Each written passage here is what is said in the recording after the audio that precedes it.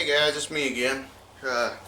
Just got back from school and messing around in the garage, and look what I found. I found old Big Red again. Ain't you a beauty? This is around the 1960s. I believe it's about a 10-horse Briggs and Stratton. This engine was actually given to me by a lady that her husband had sitting in her garage, and she was cleaning it out, and then one evening just said, here, take it. I was like, sweet. And all I did was I just rebuilt the carburetor, and it started right up, original points and everything. This is actually an old Hale fire pump engine. It was used probably for smaller fire trucks. So this engine was actually a little bit of a challenge because this doesn't really have a Briggs & Stratton model on it, or a tag. All it has is a Hale fire pump model. And so we actually had to track it down, thanks to a few buddies. But I haven't started it yet. I did run it yesterday. It's because it had been sitting for about 3 months, and it's had a lot of old gas in it. And so I was surprised because it took a little bit of effort, but I finally got it tuned again and cleaned out the spark plug and put fresh oil in it, put fresher gas. Still has some old gas in it, but fires right up almost on the first turn. So I'm gonna go ahead and crank this thing up for y'all and see if we can get something to mount the camera on. That's good enough. That's gonna be tough. Let's see here. That'd be better. Better. Oh yeah, I've been cleaning out my garage so I can actually walk through it. And I found this engine hiding behind my workbench there. It was in the back.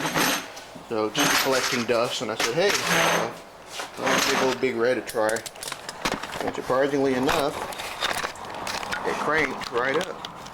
Back this up a little bit. So, there we go. That's better.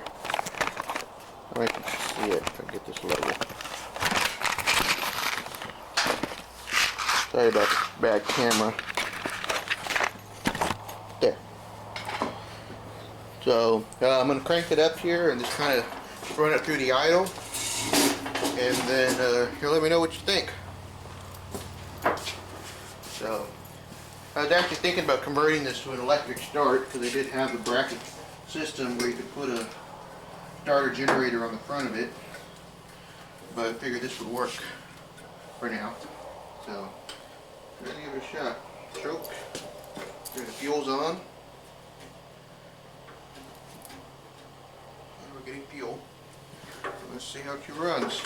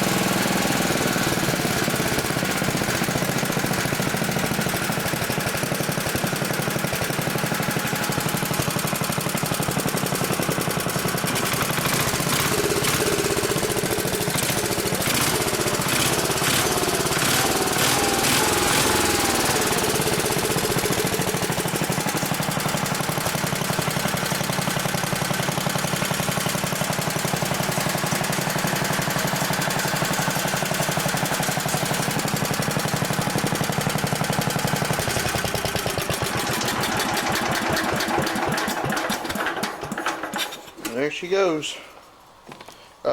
She is a bit smoky. I just started noticing that this year, or this past time I started it. It started smoking a little bit. It could be because it still has some old fuel in it, but I still noticed that the fuel was pretty had a lot of carbon and just gunk, and I think the rings are probably getting ready to go on it. I mean, there's no telling how many hours are on this engine, especially since it was used in the fire department. So, as I can actually still rebuild this, I can still get parts for it. It's just really expensive. So, like this draft carburetor here, it cost me like 50 bucks just to get the gaskets and stuff for it. And now it's actually, the price has actually gone way down. Now it's like 35-40 bucks for it, for a rebuild kit for them. But it's it was going to be like almost $150, I think, to actually replace it. Just one piece, like the bolt, this upper piece here, and then the actual bolt piece was like another $100.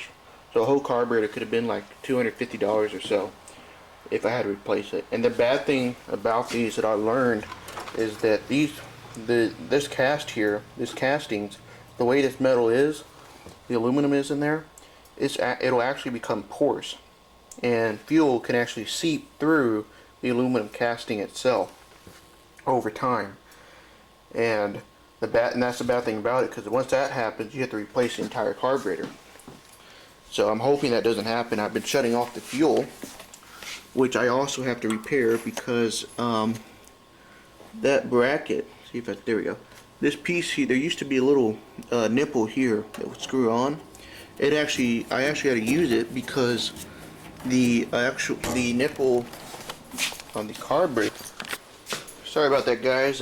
Had some camera problems. I guess it shut off for some reason, or I hit the button. Anyway, as I was saying, I had to pull the nipple that was on this shut-off valve here, and move it over onto the carburetor, as you can see here. There we go.